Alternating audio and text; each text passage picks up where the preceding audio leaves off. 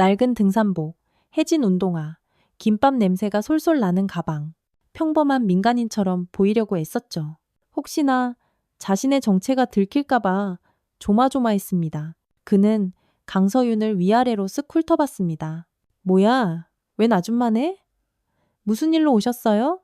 순간 주먹이 부들부들 떨렸지만 꼭 참았습니다. 박하준 중사, 이모입니다. 오늘 조카가 진급심사가 있다고 해서요. 황인규가 배를 잡고 큰 소리로 웃었습니다. 옆에 있던 오진성 중사도 피코 웃음을 쳤죠. 아줌마, 여기가 무슨 동네 하계회인 줄 아세요? 특전사 진급심사를 아무나 구경할 수 있는 게 아니에요. 그것도 박하준? 아이고, 그 백도 없는 고아 출신 말이죠. 어차피 떨어질 게 뻔한데 뭘 보러 오셨어요? 부글부글 분노가 치밀어 올랐지만 이를 악물고 참았습니다. 부회자는 출입금지입니다. 그것도 모르고 오셨나? 황인규가 팔짱을 척겼습니다. 김밥이나 얼른 가져가세요. 어차피 오늘 심사 끝나면 짐 싸서 나갈 텐데. 오진성이 비아냥거리며 코웃음을 쳤습니다. 아줌마는 잘 모르시겠지만 요즘 진급은 실력으로만 되는 게 아니거든요. 돈도 좀 있어야 하고 빵빵한 백도 있어야 하죠. 특히 박하준처럼 고아 출신은 더 힘들어요. 누가 뒤에서 밀어주겠어요? 실력만 좋다고 다 되는 게 아니라니까요. 자, 이제 빨리 가보세요. 황인규가 귀찮다는 듯 손을 휘휘 저었습니다. 정말 굴욕적이었지만 참았어요. 그럼 이 김밥이라도 우리 하준이한테 전해주실 수 있을까요? 알겠으니까 이제 그만 가시라고요. 돌아서서 가는데 등 뒤에서 비웃음 소리가 날아와 밝혔어요. 쯧쯧. 저런 아줌마가 보호자라니 박하준도 참 불쌍하네. 그러게 말이야. 실력은 좋은데 빽이 없으니 뭐 한계가 뻔하지. 감히. 분노가 머리끝까지 치솟았어요. 좋아. 너희가 원하는 게 그런 거라면. 서유는 주머니에서 휴대폰을 꺼냈습니다. 바로 그때 부대 안에서 다급한 발소리가 요란하게 들렸어요. 누군가 허둥지둥 뛰어가며 외치는 소리도 들렸죠. 대체 무슨 일이 벌어진 걸까요? 지금부터 이야기의 끝까지 함께 해주세요. 그 전에 구독과 좋아요를 꾹 눌러주시면 오늘 하루 분명 행복한 일이 생기실 겁니다. 시작하겠습니다. 새벽 5시 서유는 거울 앞에 섰습니다. 어깨에서 별 2개가 반짝반짝 빛나는 장군 제복 대신 낡고 허름한 등산복을 꺼내 입었죠. 군복을 입은 지 어언 30년. 처음으로 자신을 숨기려 하니 기분이 참 묘했습니다. 오늘만큼은 그냥 평범한 이모가 되어야 해. 오늘은 사랑하는 조카 하준이의 진급 심사가 있는 날이었죠. 12살의 부모님을 잃고 세상에 홀로 남겨진 아이. 서윤이 유일한 보호자였지만 군인의 길을 걷는 하준에게 자신의 존재가 짐이 될까봐 애써 드러내지 않았습니다. 실력으로 승부해야지 이모 덕을 보면 안 돼. 그래서 하준이는 이모가 육군 소장이라는 사실을 까맣게 모릅니다. 그저 시골에서 작은 식당을 운영하는 평범한 이모로만 알고 있었죠. 서유는 김밥 도시락을 정성껏 챙겼습니다. 따끈따끈 갓 산 김밥 12줄. 하준이가 세상에서 제일 좋아하는 참치 김밥이었어요. 해진 가방에 도시락을 넣고 낡은 운동화 끈을 질끈 묶었습니다. 이 정도면 충분히 평범해 보이겠지? 제7공수 특전여단 정문. 위병소 앞에서 서윤의 발걸음이 멈췄습니다. 하늘을 찌를 듯한 높은 철조망과 총을 든 병사들. 30년간 익숙했던 풍경이 오늘따라 유독 낯설게 느껴졌어요. 어디서 오셨습니까? 젊은 병사가 경계심 가득한 눈빛으로 물었습니다. 아, 저 박하준 중사 이모예요. 오늘 우리 조카가 진급심사가 있다고 해서. 서유는 일부러 목소리를 살짝 떨며 말했습니다. 신분증 좀 보여주시겠습니까? 신분증을 건네며 서유는 바짝 긴장했습니다. 혹시나 자신의 정체가 여기서 들킬까 봐서요. 다행히 병사는 이름만 대충 확인하고 신분증을 돌려줬습니다. 황인규 상사님 민간인 방문자입니다. 위병소 안에서 건장한 체구의 상사가 퉁명스럽게 걸어 나왔습니다. 그는 서윤을 위아래로 기분 나쁘게 훑어봤습니다. 낡은 등산복, 해진 운동화, 김밥 냄새가 솔솔 나는 가방. 황인규의 입가에 노골적인 비웃음이 번졌습니다. 뭐야, 완전 시골 아줌마네. 무슨 일로 오셨어요? 박하준 중사. 이모입니다. 오늘 조카가 진급 심사가 있다고 해서요. 황인규가 푸아하 큰 소리로 웃음을 터뜨렸습니다. 아줌마, 여기가 무슨 동네 유치원 학예회라도 되는 줄 아세요? 그것도. 박하준? 아이고, 그 백 하나 없는 고아 출신 말이죠? 서윤의 주먹이 부들부들 떨렸습니다. 부회장은 출입 금지입니다. 김밥이나 얼른 가져가세요. 어차피 오늘 심사 끝나면 짐 싸서 집에 갈 텐데? 왜 그런 말씀을 하시는 거죠? 서윤이 물었습니다. 옆에 있던 오진성이 픽 코웃음을 쳤습니다. 아줌마는 이런 세계를 잘 모르시겠지만 요즘 세상에 진급이 실력으로만 되는 게 아니거든요. 돈도 좀 두둑이 있어야 하고 뒤를 봐주는 든든한 백도 있어야 하죠. 정 참관하고 싶으시면 방법이 아예 없는 건 아니에요. 다만 좀 비싸서 그렇죠. 한 50만 원 정도? 서윤의 눈이 번뜩였습니다. 킁킁. 이건 비리의 냄새였어요. 이 부대에 뭔가 단단히 문제가 있다는 걸 직감했죠. 그런 게 정말 가능한가요? 일부러 순진한 척 눈을 동그랗게 뜨고 물었습니다. 에이, 아줌마도 참. 그냥 해본 소리예요. 농담. 됐고, 빨리 가세요. 여기 이렇게 오래 계시면 저희도 곤란해요. 황인규가 파리를 쫓듯 손을 휘휘 저었습니다. 정말 굴욕적이었지만 참아야 했어요. 그럼 이 김밥이라도 우리 하준이한테 꼭 좀 전해주실 수 있을까요? 김밥 아줌마가 왔다가 갔다고 똑똑히 전할게요. 자, 이제 진짜 가세요. 오진성이 비웃으며 말했습니다. 서유는 김밥 도시락을 건네고 말없이 돌아섰습니다. 한 걸음 한 걸음 옮길 때마다 등 뒤에서 들려오는 비웃음 소리가 비수처럼 귀에 밝혔어요. 칠치치지. 저런 아줌마가 보호자라니. 박하준도 참 불쌍하다. 불쌍해. 그러게 말이야. 실력은 좋은데 백이 없으니 거기까지가 한계지. 부대 밖으로 나온 서유는 주먹을 꽉 쥐었습니다. 너희가 원하는 게 정녕 그런 것이라면. 서유는 휴대폰을 꺼내 들었습니다. 하지만 곧 다시 주머니에 넣었어요. 아니야. 말을 채 끝내지도 못했습니다. 바로 그때 갑자기 부대 안에서 다급한 발소리가 요란하게 들려왔어요. 누군가 허겁지겁 뛰어가며 외치는 소리도 들렸죠. 레펠 훈련 준비. 오늘은 특별 심사가 있다. 서윤의 눈빛이 순식간에 날카로워졌습니다. 레펠 훈련. 로프 하나에 목숨을 맡기고 아찔한 절벽을 내려가는 위험한 훈련이었죠. 특전사의 기본이지만 자칫 잘못하면 큰 사고로 이어질 수 있었어요. 설마.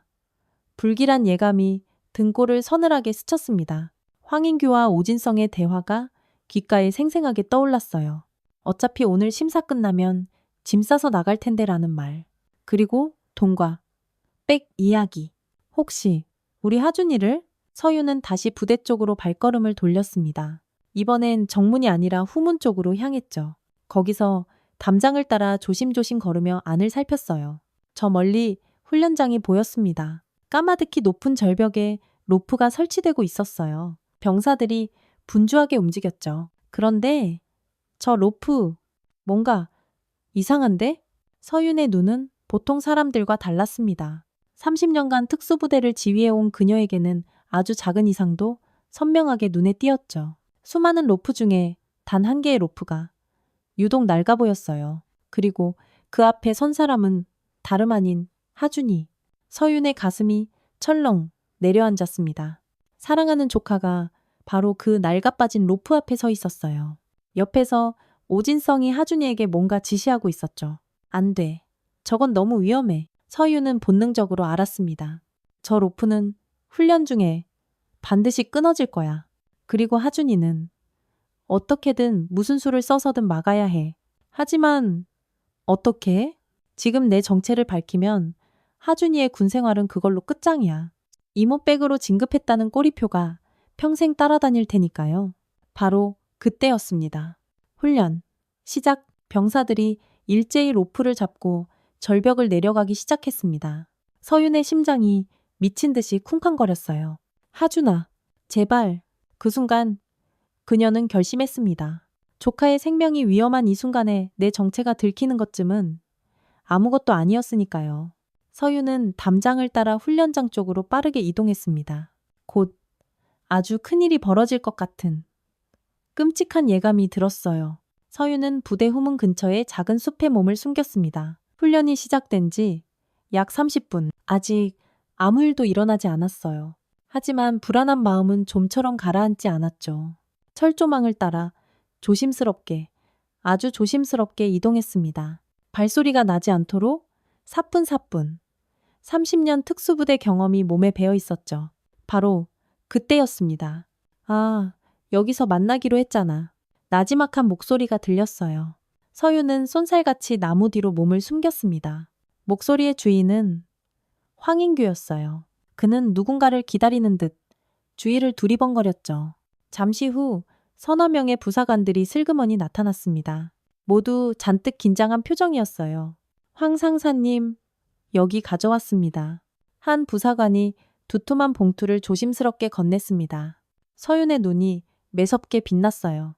저 봉투 안에 뭐가 들었을지 능히 짐작할 수 있었죠. 김중사는 500, 박중사는 700. 좋아, 액수 딱 맞네. 황인규가 봉투를 열어 돈을 세며 흡족한 듯 웃었습니다. 서윤의 주먹이 부들부들 떨렸어요. 이건 명백한 금품수수 현장이었죠.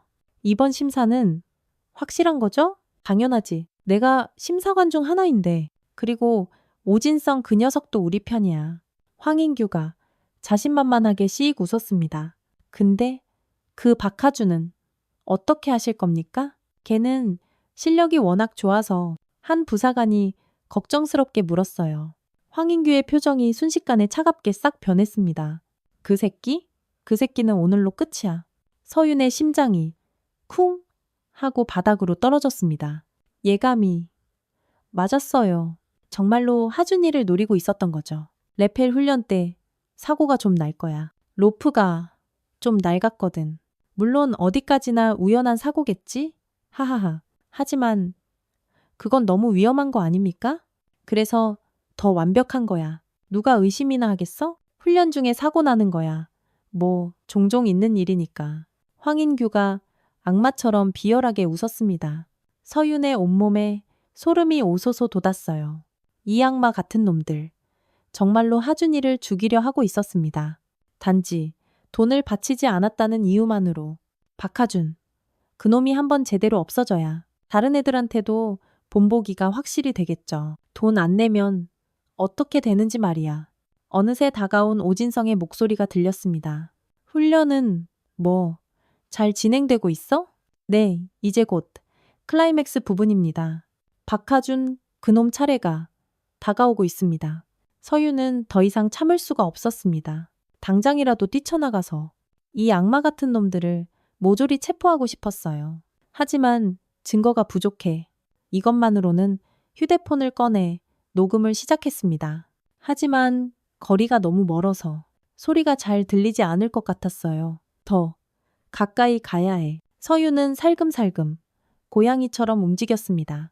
하지만 바로 그때 빠각 발밑에서 마른 나뭇가지가 부러지는 소리가 났어요. 뭐야?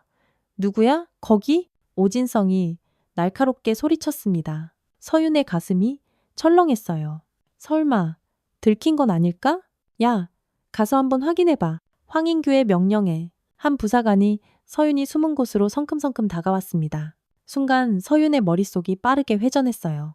지금 나가면 내 정체가 들통나. 하지만 이대로 있으면 발소리가 점점 가까워졌습니다. 이제 몇 걸음만 더 오면 그대로 발견될 상황이었죠? 바로 그때였습니다. 긴급 상황.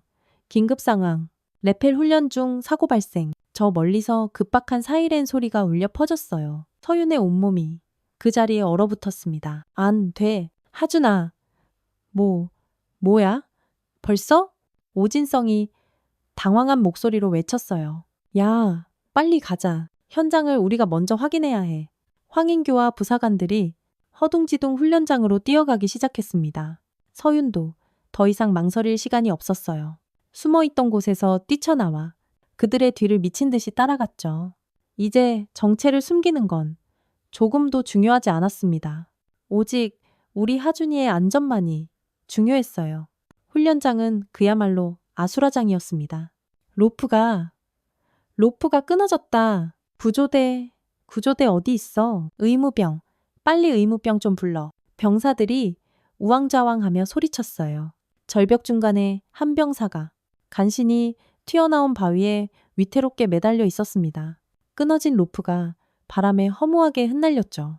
서유는 한눈에 상황을 파악했습니다. 하준이가 아니야. 다행히 다른 병사였어요. 안도감과 동시에 미안한 죄책감이 한꺼번에 밀려왔어요. 다른 누군가의 생명도 똑같이 소중했으니까요. 대체 다들 뭐 하는 거야? 빨리 구조 작업 시작 안 해. 현장 지휘관이 목이 터져라 소리쳤지만 아무도 제대로 움직이지 못했습니다. 로프가 없습니다. 여분의 로프가 그럼 다른 방법이라도 찾아봐. 어서. 혼란스러운 상황 속에서 절벽에 매달린 병사의 힘은 점점 빠지고 있었어요. 서유는 주변을 빠르게 슥 훑어보았습니다. 저 위치에서 바람의 방향, 그리고 절벽의 각도, 순간적으로 머릿속에서 모든 계산이 끝났어요. 30년의 경험이 그녀에게 정답을 알려줬죠. 안 돼. 더는 못 참겠어? 서윤이 앞으로 나섰습니다. 잠깐! 민간인은 이쪽으로 들어올 수 없습니다. 경계병이 앞을 막아섰지만 서윤의 형형한 눈빛에 저도 모르게 주춤했어요. 내가 지휘하겠습니다. 차분하지만 그 누구도 거스를 수 없는 단호한 목소리. 평범한 아줌마의 목소리가 결코 아니었죠. 뭐? 아줌마가 뭘 안다고. 닥치고 내 말 들어요. 서윤이 버럭 일갈했습니다. 그 엄청난 기세에 모두가 놀라 입을 꾹 다물었어요. 3시 방향 저기 큰 나무에 예비 로프를 단단히 고정해요. 어서. 바람이 북서쪽에서 불고 있으니 포물선을 그리면서 던져야 합니다.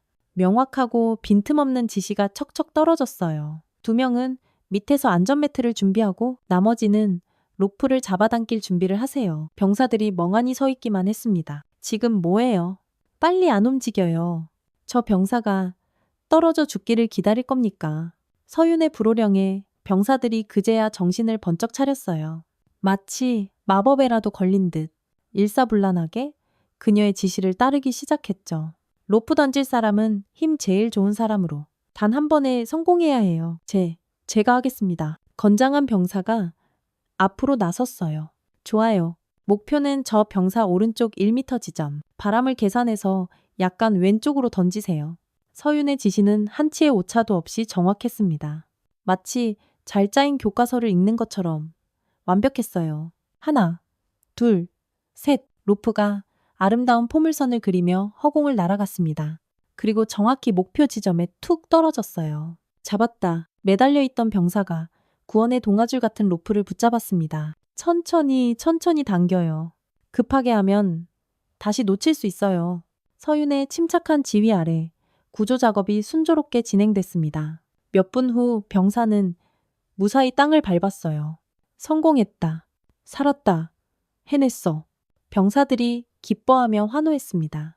하지만 서윤의 표정은 여전히 얼음장처럼 차가웠어요. 그녀는 끊어진 로프를 유심히 살펴봤죠. 이건 인위적이야. 로프가 끊어진 단면이 너무나도 깨끗했습니다. 누군가 일부러 칼로 손상시킨 흔적이 역력했어요. 저기. 아줌마는 대체 누구? 현장 지휘관이 말을 더듬으며 물었습니다. 서유는 대답하지 않고 황인규를 찾았어요. 그는 저쪽 구석에서 오진성과 뭔가 소곤소곤 속닥거리고 있었죠. 너희들 분노가 치밀어 올랐지만 아직은 때가 아니었습니다. 박하준, 중사는 어디 있습니까? 서윤이 물었어요. 박하준이요? 아직 차례가 안 됐는데 그때 오진성이 슬그머니 다가왔습니다. 아, 박하준 중사 차례는 바로 다음입니다. 근데 이런 사고가 났으니 훈련은 중단해야. 아니요, 서윤이 단호하게 그의 말을 잘랐습니다. 훈련은 계속됩니다. 대신 모든 장비를 처음부터 다시 점검하세요. 뭐? 아니, 아줌마가 무슨 권한으로. 제가 직접 점검하겠습니다. 서윤은 장비가 있는 쪽으로 성큼성큼 걸어갔어요. 하나하나 아주 꼼꼼히 살펴봤죠. 그리고 하준이가 사용해야 할 로프 앞에서 걸음을 멈췄습니다. 역시나 겉보기에는 멀쩡해 보였지만 서윤의 매서운 눈은 속일 수 없었어요. 로프의 중간 부분이 아주 교묘하게 손상되어 있었죠. 이 로프는 사용하면 안 됩니다. 뭐가 문제라는 거죠? 멀쩡하기만 한데. 오진성이 뻔뻔하게 다가왔어요. 그의 눈에 당황한 빛이 스쳐 지나갔죠. 여기 이 부분을 자세히 보세요. 서윤이 손상된 부분을 정확히 가리켰습니다. 별거 아닌 것 같은데 그냥 써도 사람 목숨이 달린 일입니다. 이런 걸 별거 아니라고 하다니. 서윤의 목소리가 싸늘하게 식어갔어요. 주변 병사들이 웅성거리기 시작했습니다. 저 아줌마, 뭔가 보통이 아니야. 어떻게 저렇게 정확하게 지휘를 하지? 로프 상태도 딱 보자마자 한눈에 알아보고 황인규가 다가와 오진성과 불안한 눈빛을 교환했습니다. 여보세요, 아줌마. 이제 그만 좀 나가주시죠. 아, 민간인이 이렇게 너무 오래 있으면 곤란하다니까요. 그래요? 서윤이 천천히 돌아봤어요. 그녀의 눈빛에는 알 수 없는 서늘한 무언가가 담겨 있었죠. 그럼 딱 한 가지만 더 확인하고 가죠. 서윤이 주머니에서 휴대폰을 꺼냈습니다. 뭐 하시려고요? 증거 보전이요? 찰칵, 찰칵. 손상된 로프를 여러 각도에서 빠짐없이 찍었어요. 황인규와 오진성의 얼굴이 하얗게 질렸죠. 바로 그때였습니다. 여단장님 오신다. 모두 차렷. 누군가 목청껏 외쳤어요. 병사들이 급히 자세를 바로하고 정렬했습니다. 저 멀리서 어깨에 별 하나를 단 윤태림 준장이 이쪽으로 걸어오고 있었죠. 서윤은 잠시 망설였습니다. 지금 내 정체를 밝힐까? 아니면. 하지만 이미 늦었어요. 윤태림이 그녀를 발견하고는 눈이 휘둥그레졌으니까요. 그 순간 운명의 시간이 성큼 다가오고 있었습니다. 윤태림 준장이 점점 가까이 다가올수록 서윤의 심장이 빠르게 뛰었습니다. 이제 어떻게 하지? 정체를 숨기고 싶었지만 윤태림의 눈빛은 이미 그녀를 똑똑히 알아본 듯했어요. 두 사람은 30년 전 사관학교 동기였으니까요. 아니 이게 누구야? 윤태림이 말을 시작하려는 바로 그 순간 서윤이 재빨리 손가락을 입술에 가져갔습니다. 쉿! 제발 말하지 마. 눈빛으로 간절하게 부탁했어요. 윤태림은 잠시 멈칫했습니다. 그리고 순식간에 상황을 파악한 듯 고개를 살짝 끄덕였죠. 민간인이 왜 여기에 있습니까? 일부러 전혀 모르는 척 물었어요. 저는 박하준 중사의 이모입니다. 사고가 났다고 해서. 서윤이 조심스럽게 대답했습니다. 아, 그렇군요. 수고 많으셨습니다. 이제 그만 나가주시죠. 윤태림이 병사들에게 지시했어요. 이분을 정문까지 안전하게 안내해드려라. 잠시만요. 오진성이 이때다 싶어 나섰습니다. 여단장님, 이 여자가 멋대로 훈련을 방해하고 있었습니다. 그리고 제 마음대로 지휘까지. 지휘? 윤태림의 눈빛이 날카로워졌어요. 네, 방금 구조 작업을 이 여자가 제 멋대로. 그래서 구조는 성공했습니까? 그야. 네, 성공했습니다만. 그럼 됐네요. 오히려 우리가 감사해야 할 일 아닙니까? 윤태림의 차가운 목소리에 오진성이 깨갱하며 입을 다물었습니다. 서윤은 안도의 한숨을 쉬었어요. 하지만 바로 그때였습니다. 훈련 재개한다. 다음은 박하준 중사. 황인규가 일부러 더 큰 소리로 외쳤어요. 서윤의 얼굴이 돌처럼 굳어졌습니다. 아직 끝나지 않았구나. 잠깐, 장비 점검은 다시 했습니까? 윤태림이 물었어요. 물론입니다. 아무 이상 없습니다. 황인규가 자신있게 대답했죠. 하지만 서윤은 알고 있었습니다. 하준이가 쓸 새 로프도 교묘하게 조작되어 있다는 것을요. 여단장님, 서윤이 나지막이 그를 불렀습니다. 뭔가 더 하실 말씀이라도? 혹시 제가 훈련을 끝까지 참관할 수 있을까요? 조카가 너무 걱정되어서요. 윤태림은 서윤의 간절한 눈빛을 읽었습니다. 뭔가 아주 심상치 않은 일이 벌어지고 있다는 것을 느꼈죠. 특별히 허락하죠. 단, 절대 개입하지는 마십시오. 감사합니다. 황인규와 오진성의 얼굴이 보기 흉하게 일그러졌어요. 계획에 단단히 차질이 생긴 거죠. 훈련이 다시 재개되었습니다. 하준이가 장비를 착용하고 절벽 앞에 섰어요. 참으로 늠름한 모습이었죠. 서윤의 가슴이 뭉클했습니다. 저 작은 아이가 어느새 저렇게 컸구나. 12살, 부모님 장례식장에서 울지도 못하던 아이, 이모, 나 혼자서도 잘 살 수 있어요. 라고 야무지게 말하던 그 작은 아이가 이제는 특전사 중사가 되었어요. 준비 완료했습니다. 하준이의 우렁찬 목소리가 훈련장에 울려 퍼졌습니다. 시작. 황인규의 신호와 함께 하준이가 절벽을 내려가기 시작했어요. 서윤의 두 눈은 오직 로프에 고정되었습니다. 언제 터질지 모르는 시한폭탄 같았죠. 10m, 20m, 30m 순조롭게 하강하던 바로 그때였습니다. 읍! 하준이의 짧은 신음소리와 함께 로프가 크게 한번 흔들렸어요. 시작됐구나. 서윤의 온몸에 긴장이 흘렀습니다. 로프가 아주 조금씩 풀어지기 시작했어요. 육안으로는 잘 보이지 않을 정도로 아주 천천히 하지만 확실하게. 뭔가 이상한데? 옆에 있던 병사가 중얼거렸습니다. 박하준 중사, 상태 보고하라. 훈련 감독관이 무전으로 급하게 물었어요. 이상 있습니다. 로프가. 하준이의 다급한 목소리가 들렸습니다. 바로 그 순간이었어요. 쩍 하고 찢어지는 소리와 함께 로프가 끊어졌습니다. 으아. 처절한 비명과 함께 하준이의 몸이 추락하기 시작했어요. 무려 40m 높이 그대로 떨어지면 즉사였죠. 안 돼. 서윤이 본능적으로 앞으로 뛰어나갔습니다. 하지만 너무 멀었어요. 아무것도 할 수 없는 거리였죠. 바로 그때 기적이 일어났습니다. 하준이가 추락하는 그 짧은 순간에도 침착하게 주변을 살피더니 옆으로 삐죽 뻗은 나뭇가지를 와락 붙잡은 거예요. 크악! 엄청난 충격의 신음이 터져 나왔지만 간신히 매달렸습니다. 하준아. 서윤이 저도 모르게 소리쳤어요. 이제 정체를 숨기는 건 아무 의미도 없었죠. 구조팀은 대체 어디 있어? 윤태림이 고함을 쳤습니다.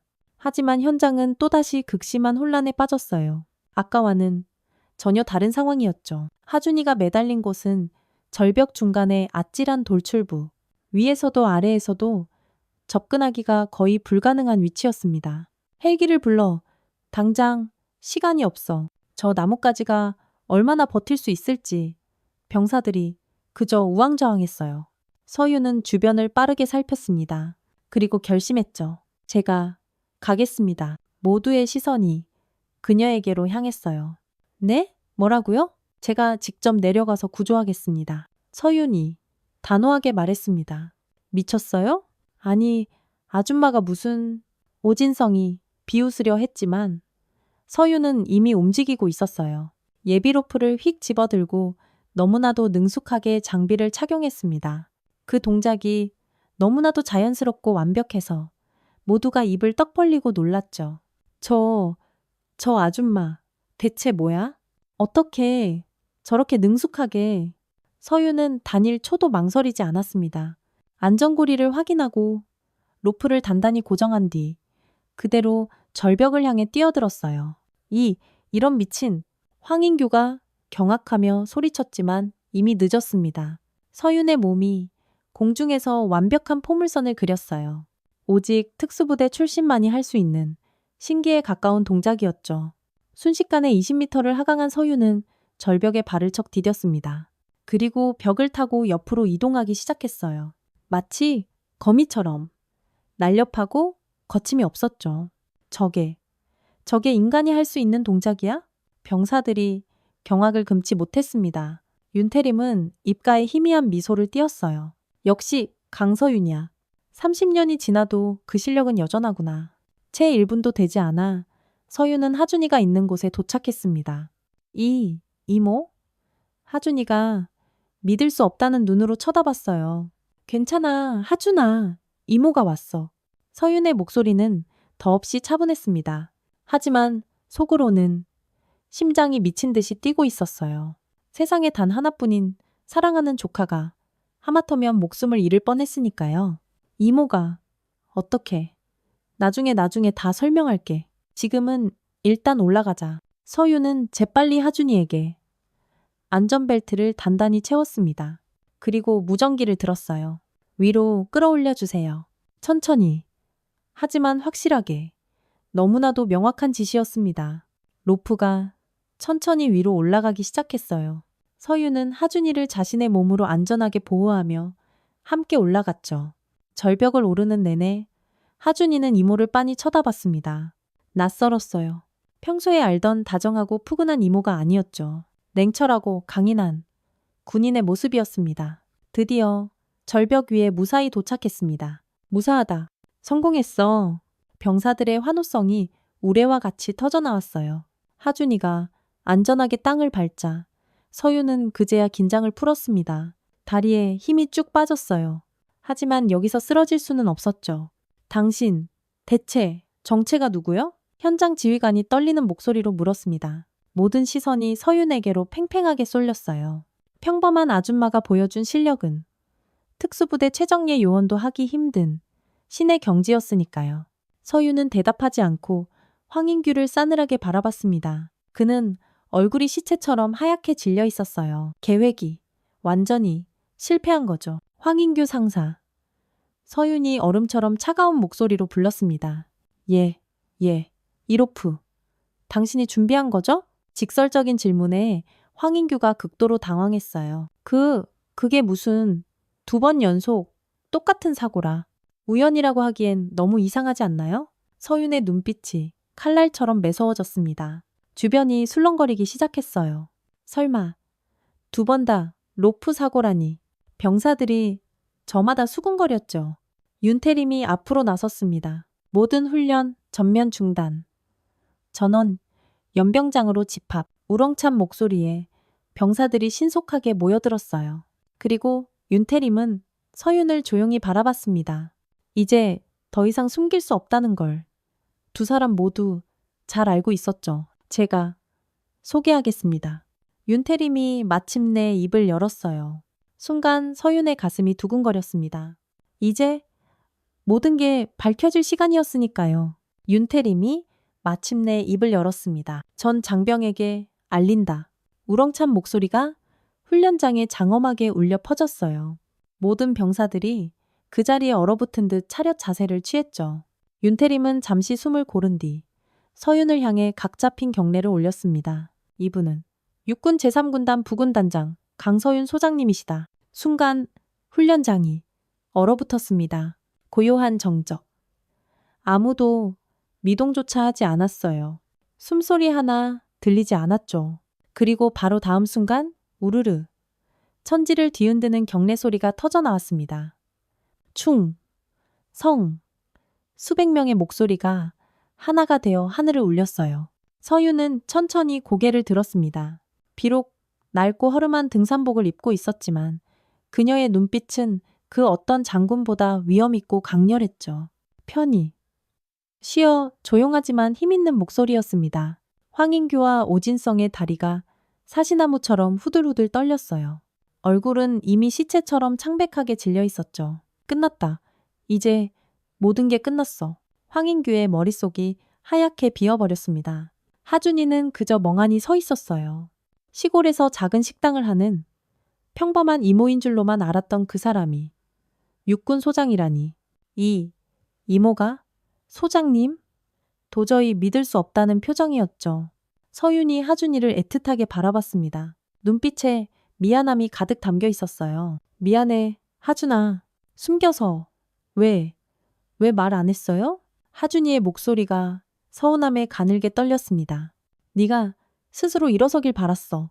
이모의 그늘이 아닌 너 자신의 실력으로. 서윤의 목소리에 깊은 애정이 묻어났어요. 하지만 곧 그녀의 표정이 얼음장처럼 차갑게 변했습니다. 매서운 시선이 황인규와 오진성에게로 향했죠. 윤태림 준장. 예, 소장님! 즉시 헌병대를 호출하고 이 부대 전체를 완벽하게 봉쇄하십시오. 알겠습니다. 윤태림이 즉각 무전기를 들었어요. 그리고 서윤이 휴대폰을 꺼냈습니다. 군단장님께 직접 보고하겠습니다. 번호를 누르는 손가락이 단호하고 거침없었어요. 예, 군단장님, 강서윤입니다. 잠시 후 수화기 너머로 이강혁 군단장의 목소리가 들렸죠. 제7공수 특전여단에서 대규모 진급비리 정황을 발견했습니다. 즉각 특별감찰팀 투입을 요청합니다. 간단하고 명료한 보고였어요. 전화를 끄는 서윤이 다시 황인규를 바라봤습니다. 황인규 상사, 오진성 중사.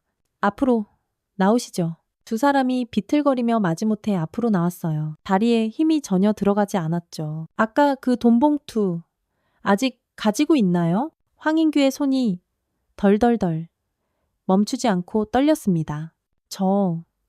그게 훈련 장비를 고의로 손상시킨 것도 당신들이죠?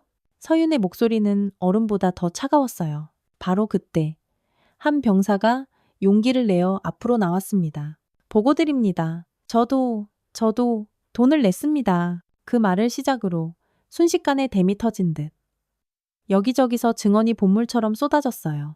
저도요, 300만 원이나 냈는데 진급 심사에서 떨어졌습니다. 황인규 상사가 돈을 안 내면 절대 진급 못한다고 협박했습니다. 오진성 중사는 심사 점수를 마음대로 조작했어요. 하나둘 나오던 증언이 어느새 수십 명으로 늘어났습니다. 서윤의 눈가가 시뻘겋게 달아올랐어요. 참을 수 없는 분노 때문이었죠. 이렇게나 많은 젊은이들이 피해를 봤다니 대체 얼마나 오래된 겁니까? 한 부사관이 떨리는 목소리로 대답했어요. 최소 3년은 넘었습니다. 처음에는 작은 돈이었는데 해가 갈수록 액수가 점점 커졌습니다. 박하준 중사는 끝까지 돈 내기를 거부했습니다. 그래서 또 다른 병사가 말을 이었죠. 그래서 이번에 표적이 된 겁니다. 오직 실력으로만 승부하려는 놈은 저들에게 눈엣 가시였으니까요. 서윤의 주먹이 꽉 쥐어졌습니다. 내 조카가 그동안 얼마나 힘들었을까. 가슴이 미어졌어요. 바로 그때 헌병대 차량이 굉음을 내며 도착했습니다. 완전 무장한 헌병들이 신속하게 뛰어내렸어요. 황인규 상사, 오진성 중사. 군형법 위반 혐의로 현시간부로 체포한다. 헌병대장이 서슬퍼렇게 영장을 제시했죠. 그 외 연루자들도 한 명도 빠짐없이 모두 연행하십시오. 서윤의 지시에 헌병들이 일사불란하게 움직였습니다. 황인규가 끌려가며 악을 썼어요. 이게 다가 아니야. 우리 위에도 더 큰 놈들이 있다고. 그래요? 그럼 조사받으면서 남김없이 다 말하시죠. 서윤이 차갑게 대답했습니다. 20명이 넘는 부사관들이 줄줄이 연행되었어요. 남아있는 병사들은 엄청난 충격에 빠져 있었죠. 서윤이 마이크를 잡았습니다. 제7공수 특전여단 전 장병에게 고한다. 맑고 단호한 목소리가 울려 퍼졌어요. 군인의 명예는 결코 돈으로 살 수 없다. 계급은 오직 실력과 땀과 노력으로 얻는 것이다. 병사들이 고개를 숙였습니다. 오늘의 일은 부끄러운 우리의 민낯이다. 하지만 이제 다시 새로 시작할 수 있다. 서윤의 시선이 하준에게로 향했어요. 박하준 중사처럼 정직하게 자신의 길을 걷는 것이 바로 진짜 군인의 길이다. 하준이의 눈에 뜨거운 눈물이 고였습니다. 이모가 자신을 얼마나 자랑스러워하는지 알 수 있었으니까요. 오늘부로 이 부대는 완전히 새로워질 것이다. 가장 공정하고 깨끗한 부대로. 병사들의 우렁찬 대답이 하늘을 가득 메웠어요. 특별감찰팀이 부대에 도착했습니다. 그야말로 대대적인 조사가 시작되었죠. 부대 금고에서 수억 원의 비자금이 발견되어 조작된 서류들이 산더미처럼 쏟아져 나왔어요. 윤태림 준장도 결국 직위해제되었습니다. 비리에 직접 가담하지는 않았지만 지휘관으로서 관리 감독의 책임을 면할 수는 없었죠. 미안하네.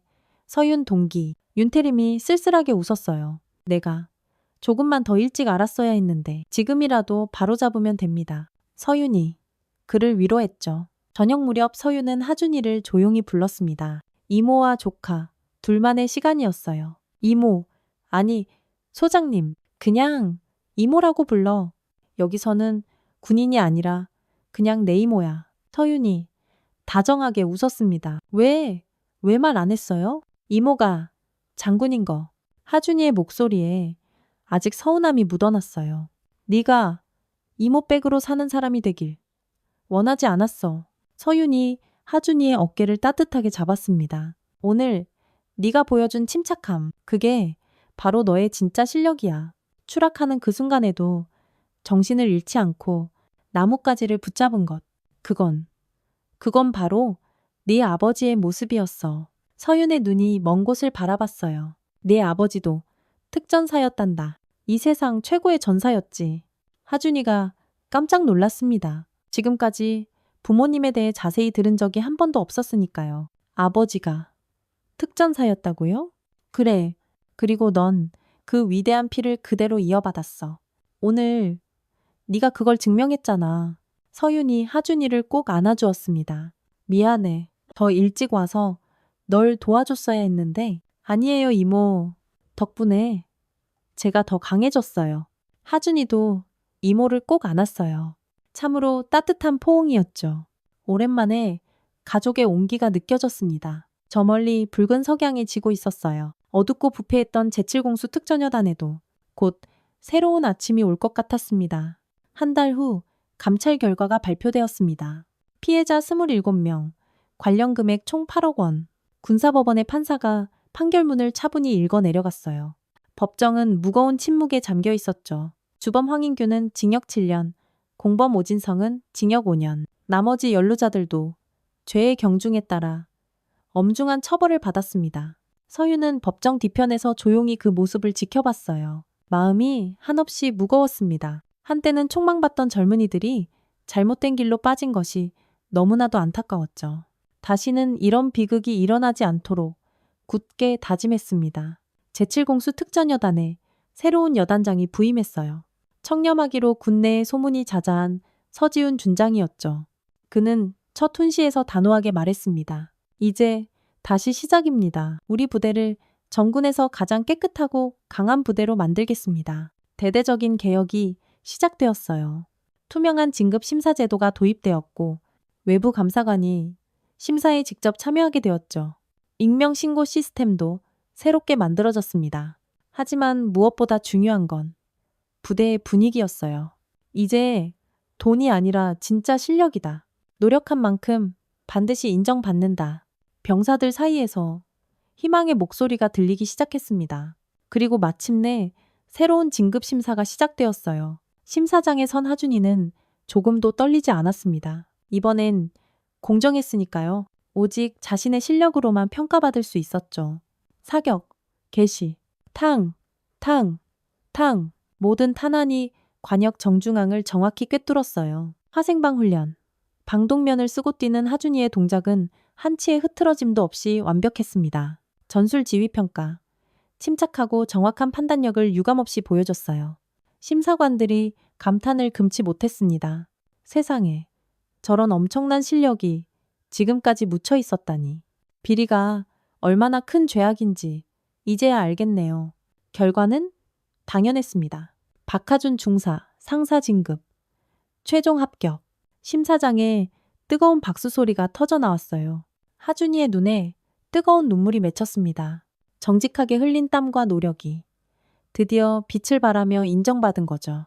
일주일 후 부대에서 특별한 행사가 열렸습니다. 강서윤 소장의 특별 강연이었어요. 대강당은 발 디딜 틈 없이 꽉 찼죠. 모두가 그녀의 이야기를 듣고 싶어 했습니다. 서윤이 단상에 올랐어요. 군복을 입은 그녀는 위험이 있었지만 눈빛은 더없이 따뜻했죠. 여러분, 제가 오늘 하고 싶은 말은 아주 간단합니다. 마이크를 잡은 손이 미세하게 떨렸어요. 가슴 속에서 뜨거운 감정이 북받쳐 올랐죠. 군인의 명예는 결코 돈으로 살 수 없습니다. 강당이 물을 뿌린 듯 조용해졌어요. 제 조카 이야기를 잠시 하겠습니다. 12살의 부모를 잃고 세상에 홀로 컸습니다. 하지만 단 한 번도 포기하지 않았죠. 서윤의 시선이 객석에 앉은 하준이를 찾았습니다. 가난했고 백도 없었습니다. 하지만 정직했습니다. 그것이 바로 그 아이의 진짜 힘이었습니다. 병사들이 조용히 고개를 끄덕였어요. 여러분도 부디 그렇게 살아주세요. 당장은 힘들고 외로울지라도 결국 정직이 승리합니다. 강연이 끝나고 우레와 같은 박수가 쏟아졌어요. 많은 병사들이 뜨거운 눈물을 흘렸죠. 마음속에 희망을 보았으니까요. 그로부터 6개월 후 제37기 특전부사관 최우수 교관 선발 결과를 발표합니다. 육군 참모총장이 직접 참석한 영광스러운 자리였어요. 영예의 주인공은 강지우 상사. 이름이 호명되자 엄청난 환호성이 터져 나왔습니다. 하준이가 늠름하게 단상으로 올라갔어요. 꼿꼿한 자세, 자신감 넘치는 표정. 6개월 전과는 완전히 다른 사람이었죠. 축하합니다. 강 상사, 당신이 바로 우리 군의 자랑스러운 미래입니다. 참모 총장이 따뜻하게 악수를 청했어요. 객석에서 서윤이 환하게 미소 지으며 박수를 쳤습니다. 잘했어. 우리 하준이. 가슴이 뭉클했어요. 시상식이 끝나고 하준이가 서윤에게 달려왔습니다. 이모, 보셨어요? 당연하지. 정말 정말 자랑스러워. 서윤이 하준이의 어깨를 힘껏 두드려 주었어요. 이제야 제가 진짜 군인이 된 것 같아요. 아니, 진짜 선생님이 됐네. 이모, 다 이모 덕분이에요. 이모가 보여주신 그 정직함 덕분에. 아니야. 서윤이 고개를 저었어요. 네가 끝까지 포기하지 않았기 때문이야. 더러운 돈과 달콤한 유혹에 굴복하지 않았잖아. 두 사람은 나란히 걸었습니다. 석양이 참 아름다웠어요. 이모, 제7공수 특전여단이 완전히 달라졌대요. 하준이가 자랑스럽게 말했죠. 최근 평가에서 정군 최우수 부대로 선정됐어요. 가장 깨끗한 부대라는 멋진 별명도 생겼고요. 그래? 정말 다행이구나. 서윤의 마음이 따뜻해졌습니다. 아픔을 딛고 스스로 일어선 부대. 이제는 다른 모든 부대의 모범이 되었어요. 이모, 응? 앞으로도 계속 정직하게 살게요. 꼭 이모처럼요. 하준이의 굳은 다짐에 서윤이 환하게 웃었습니다. 그래, 그게 바로 네 아버지와 어머니가 하늘에서 바라던 모습일 거야. 상쾌한 바람이 불었어요. 따뜻한 봄바람이었죠. 제7공수 특전여단 정문에는 새로운 표어가 자랑스럽게 걸려 있었습니다. 정직한 땀만이 명예를 만든다. 그 아래를 수많은 젊은이들이 희망에 가득 차 힘차게 걸어가고 있었어요. 참으로 희망찬 발걸음이었습니다. 서유는 그들을 흐뭇하게 바라보며 생각했어요.